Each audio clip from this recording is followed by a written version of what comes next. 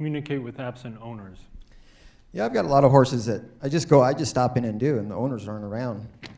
Or they might not even live there. They might be out of town, so I just do them. We're on a billing system or something like that. But a good way, it's always good to communicate with them. And again, the text is a great deal because you have a written record right there. You can tell them, hey, you know, Buffy had a little trouble today, had a pulse in one foot, this, that.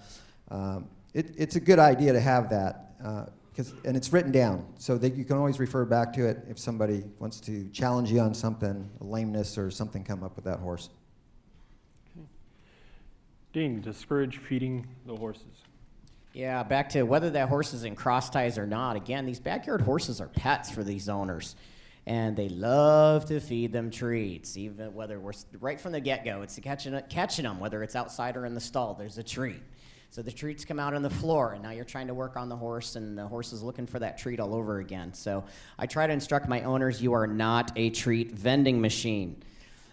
You're allowed to feed the horse a treat after I'm done, and if he was good. Now, that being said, I will actually even encourage better treat practices, and especially, too, if I have a difficult horse to work on. Believe it or not, I actually do carry treats on my truck. And sometimes the horse gets a treat from me at the end of the trimming or the shoeing. Now, again, you know, is sometimes, you know, this seems like some of the silliest things to do. You'd be amazed how client relationship building that little practice of giving, that you took the time to reward their horse with something that you gave them. So it's very, very important to build a relationship. Discuss what you're doing, Mark. Just following on from Dean there about establishing a relationship with these clients. Okay, some of these clients, they see it as a big deal that you're coming to see their horses, and they look forward to it. They know their horses are going to get their feet trimmed, and they feel like they're doing something good for their horse. So it's very important to actually discuss what you are doing to their horse. Why are you trimming their frogs in that manner?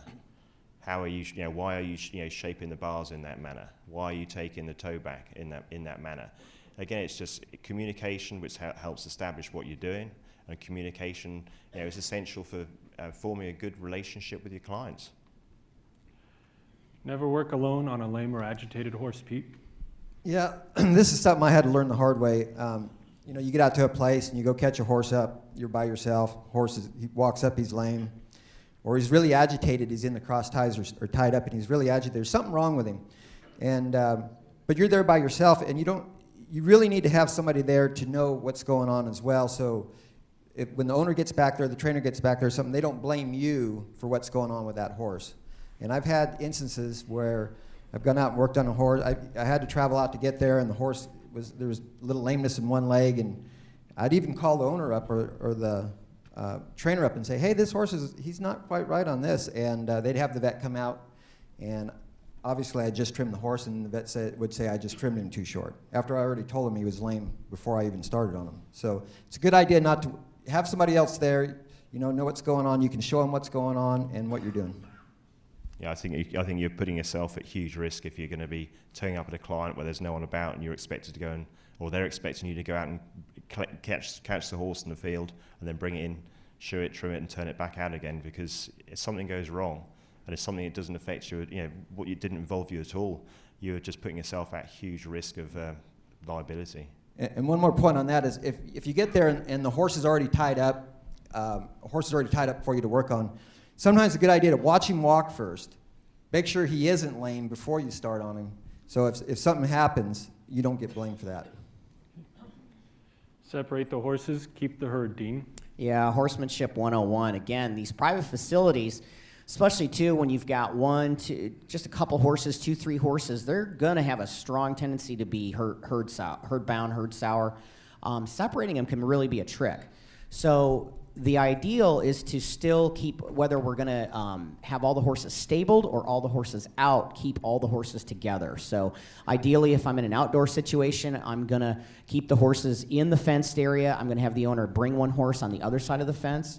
We're not going to take him back to the barn. We're just going to do him on the other side of the fence, and we're going to return him and get a buddy.